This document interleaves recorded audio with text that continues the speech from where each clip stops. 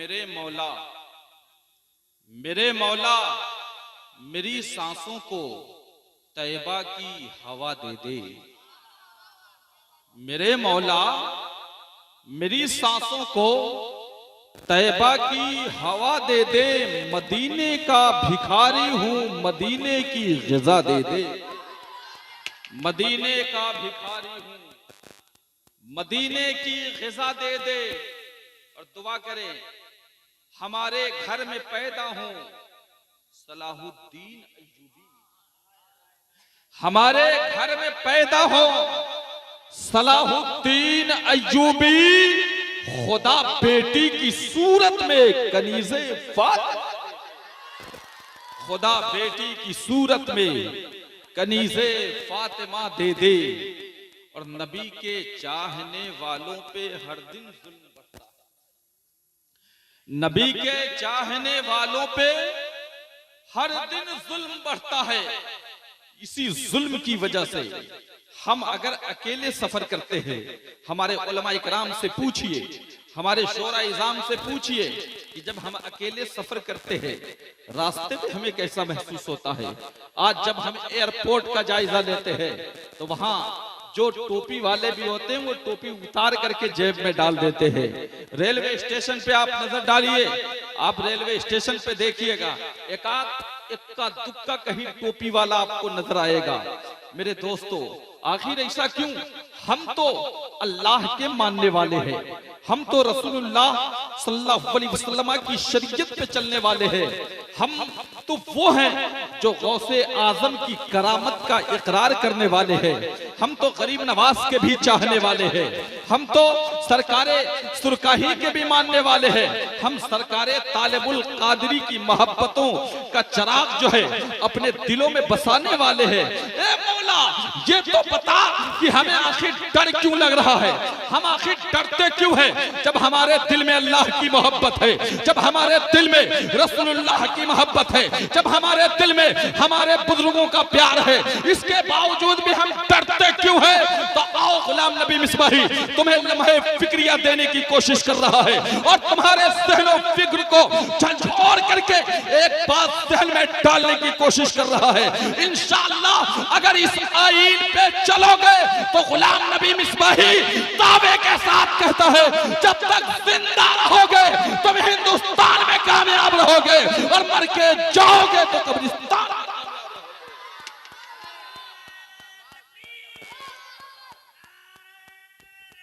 या रसूलल्लाह, या शाहजहां, जिंदाबाद जिंदाबाद, अल्लाह अकबर। मेरे दोस्तों, तो हम अपने अकाबिरीन से मोहब्बत करने के बावजूद भी हम परेशान हाल क्यों है? हमें डर क्यों लगता है? आज के जब हालात का जायजा लेते हैं, आज जिस रास्ते पे चलते हैं, जिस गली में चलते हैं, तो हमें डर महसूस होता है। आखिर ऐसा क्यों? तो आओ, मैं आपको वो मैसेज देना चाहता हूँ, वो पैगाम देना चाहता हूँ।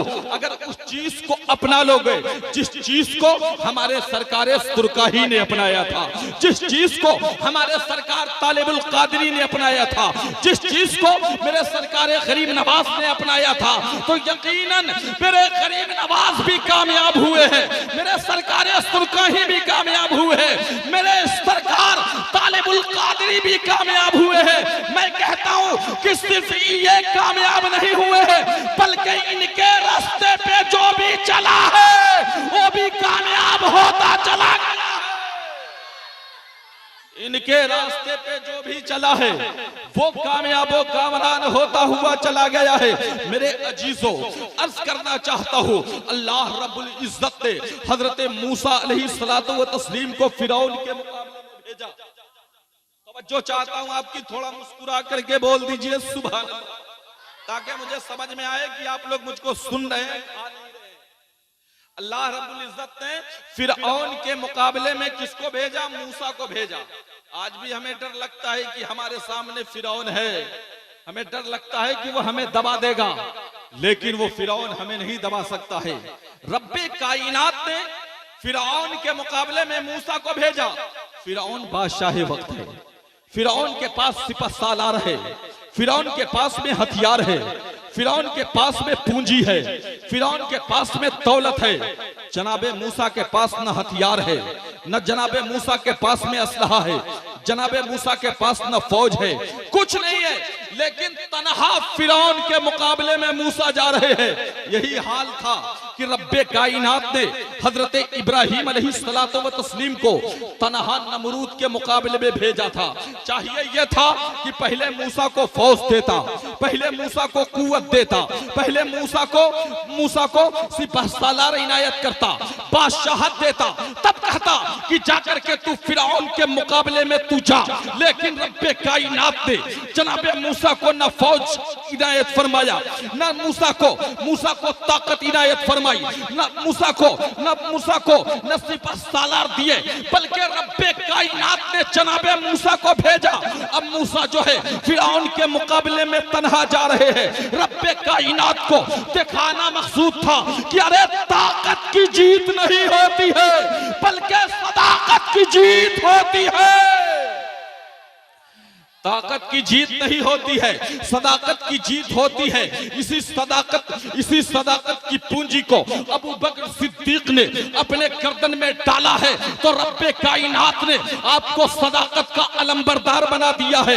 इसी पावर को रब्बे कायनात ने जनाबे उमर की गर्दन में पत्थर डाल करके हम गुलामों तक भेजा है, तो अदालत के शहसवार बन गए हैं। अली के गर्दन में डाला है तो शुजाअत के पैकरे आजम बन गए हैं। मेरे अजीजों, रब्बे कायनात फिरौन के मुकाबले में मूसा को भेज रहा है।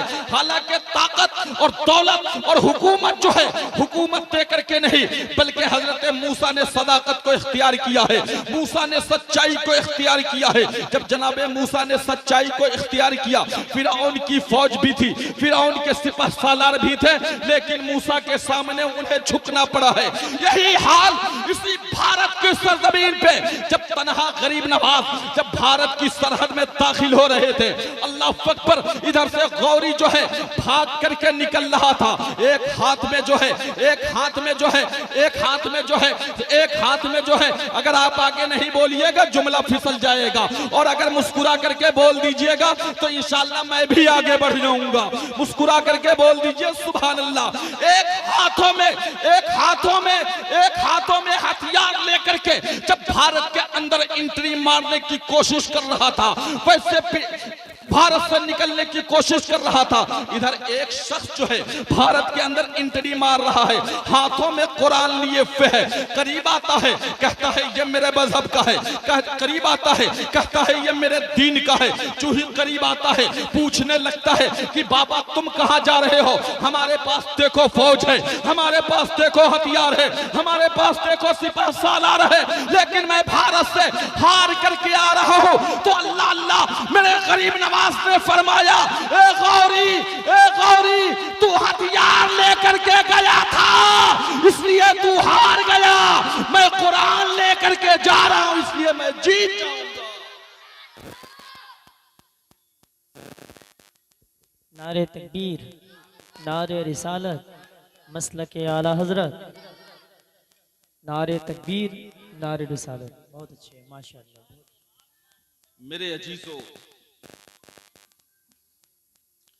मेरे अजीजों, जरा गौर व फिक्र करके तो देखो, अगर यही ताकत लेकर के हमारे सरकारे सुरकाही अलैहि रहमत व रिज़वान के पास में यही ताकत है, सरकार तालिबुल कादरी अलैहि रहमत व रिज़वान के पास में यही ताकत है।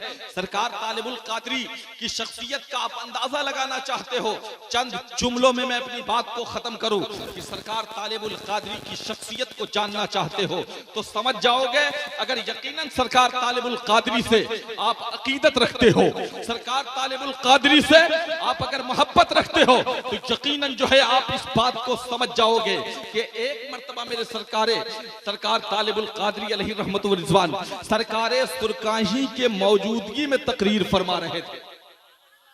मचल करके बोल दो सुभान अल्लाह। मौजूदगी में तकरीर फरमा रहे थे, सरकारे सुरकाही उस मजलिस में हाजिर है।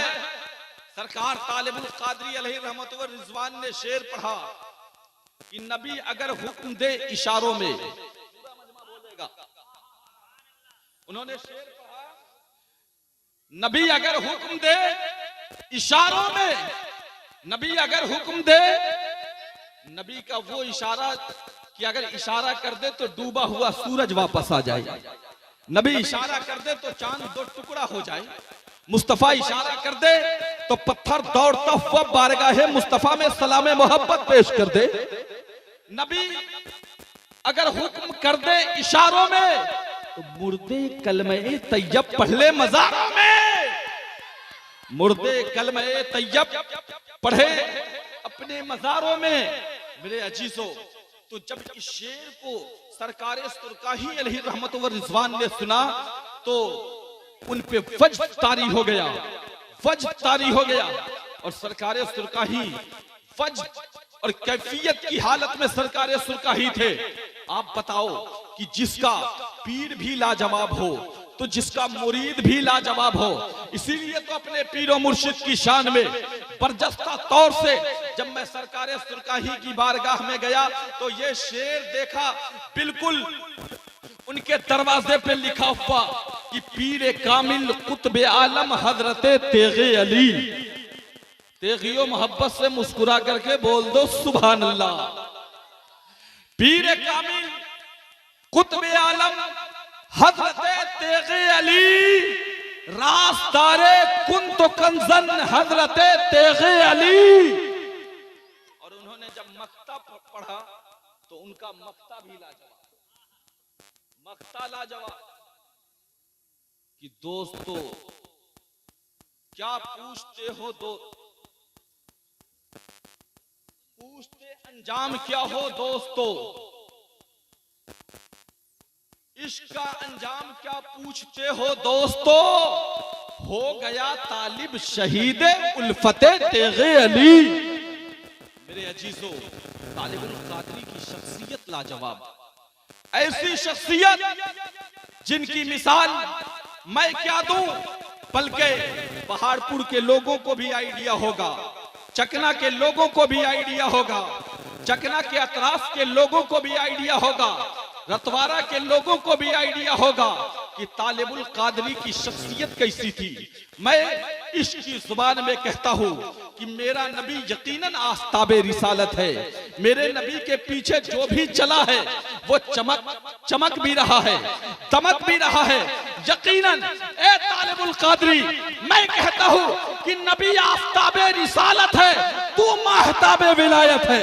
नबी के पीछे सिद्दीक चले हैं तो सिद्दीक चमके हैं, उमर चले हैं तो उमर चमके हैं, उस्मान चले हैं तो उस्मान चमके हैं, तलहा चले तो तलहा चमके, जुबैर चले तो जुबैर चमके, साद इब्ने अबी वकास चले तो साद इब्ने अबी वकास चमके। ए तालिबुल कादरी, तेरे पीछे जब अपने चले हैं तो अपने भी चमकते हुए नजर आए हैं, गैर भी चले हैं, गैर भी चमकते हुए नजर आए हैं। यकीनन आज इस इलाके में अगर सुन्नियत देख रहे हैं, ये किसी और की देन नहीं है, ये सरकार तालिबुल कादरी की देन। नारे तकबीर, नारे रिसालत, मसलके आला हजरत, बज़्म उलाई कॉन्फ्रेंस, नारे तकबीर, नारे रिसालत जिंदाबाद। ये किसी और की देन नहीं है, बल्कि ये सरकार तालिबुल कादरी की देन है। इसीलिए मैं कहता हूँ, इन्होंने अपनों को भी चमकाया, गैरों को भी चमकाया। जब अपनों को चमकाया, गैरों को चमकाया, किसके नक्शे कदम पे चमकाया है? मुस्तफा के नक्शे कदम पे चमकाया है। नबी के चमक की वजह से, नबी के चमक की वजह से सारे चमक और सारे दमक हमको दिखाई दे रहे हैं। जभी तो इमाम इश्क को मोहब्बत फरमाते हैं, चमक तुझसे पाते हैं सब पाने वाले, चमक तुझसे पाते हैं सब पाने वाले, मेरा दिल भी चमका दे चमकाने वाले। बरसता नहीं देखकर अब्रे रहमत, बदों पर भी बरसा दे बरसाने वाले। यकीनन मेरे अजीजों, मेरे भाइयों, औलिया इकराम के जो पैगामात है, औलिया इकराम की जो सीरतें हैं, उसको हमें अपनाने की जरूरत है। हमें सिर्फ करामतों के फेरे में नहीं पड़ना है, सिर्फ करामत देखना नहीं है, बल्कि उन्होंने जो तालीमात दिए हैं उस तालीमात पे हमें चलना है। उस तालीमात की रोशनी में अगर हम चलेंगे तो जाकर के हम कामयाब व कामरान हो सकते हैं। उन्हीं की तालीमात के नक्शे कदम पे अगर हम चलेंगे तो जाकर के कामयाब व कामरान होंगे, वरना हम कभी जिंदगी में कामयाब व कामरान नहीं हो सकते हैं। उनकी सीरत, उनका तरीका, उनका कैरेक्टर, उनका किरदार क्या है, उस किरदार की रोशनी में हमें चलने की कोशिश कर दी है। मेरे अजीजों, कैसे उनके किरदार की रोशनी में चले तो आपको मैं बताता चलूं कि हमारे बच्चे अगर छोटे हो, जब छोटे बच्चे हो तो उनके ज़हनो फिक्र में सरकारे सुरकाही के वाकयात को डालो कि देखो, जब सरकारे सुरकाही अलैहि रहमत व रिजवान जब बचपन के पीरियड में थे, तवज्जो के साथ सुनना, जब बचपन के पीरियड में थे, उनकी खुद वालिदा माजिदा इरशाद फरमाती है कि मेरा बेटा बहुत छोटा था तो मैं देखती थी कि रात के वक्त में मेरा बेटा उठता था, मेरे तलवों को बोसा देता था, मेरे तलवों को चूमता था। आज बताओ कितने बच्चे जो है अपने माँ के तलवों का बोसा दे, अपने माँ के पाँव को दबाने की कोशिश करे। यहाँ तो हाल ये होता है, हमारा हो या आपका हो, हाल ये होता है कि जब हम घर पे मौजूद होते हैं, बेटा ज्यादा पैसा कमाता है, आराम से कुर्सी पे ठाठो बात के साथ बैठा होता है, कहता अम्मी एक गिलास पानी लाना। माँ पानी पेश करती है, अम्मी थोड़ा खाना बढ़ा देना, अम्मी के सामने अम्मी खाना बढ़ा देना। अब जो है हम खाना भी खाते हैं, अम्मी से कपड़ा भी धुलवाते हैं। जरा कलेजे पे हाथ रख करके सोचना कि तेरी बीवी तुझसे उस वक्त तक मोहब्बत करती है जब तू अपने बीवी के लिए अच्छे कपड़े का इंतजाम करती है, अच्छे जेवरात का इंतजाम करती है, अच्छे साजो सामान का इंतजाम करता है, तो जाकर के तेरी बीवी मोहब्बत करती है। लेकिन जिस दिन से तू साजो सामान देना छोड़ दे, जिस दिन से उसे बढ़िया कपड़ा देना छोड़ दे, तो वो तुझसे मोहब्बत खत्म हो जाएगी, वो दूर दूर हट करके रहने लगेगी। लेकिन माँ वो है कि जब तेरे बदन पे कपड़ा नहीं है तो भी तुझसे माँ मोहब्बत करती है, जब तुझे तेरे मुंह में लुकमा नहीं जाता है तो भी माँ जो है एक एक लुकमे को चबा चबा करके तेरे मुंह के अंदर डालती है, एक एक निवाले को डालती है। तो माँ के एहसान को मत फरामोश करो, इसलिए कि सरकार सुरकाही ने बचपन में ये मैसेज दे दिया कि तुम अपनी माँ की खिदमत करो, इसलिए कि माँ के कदमों के नीचे जन्नत हुआ।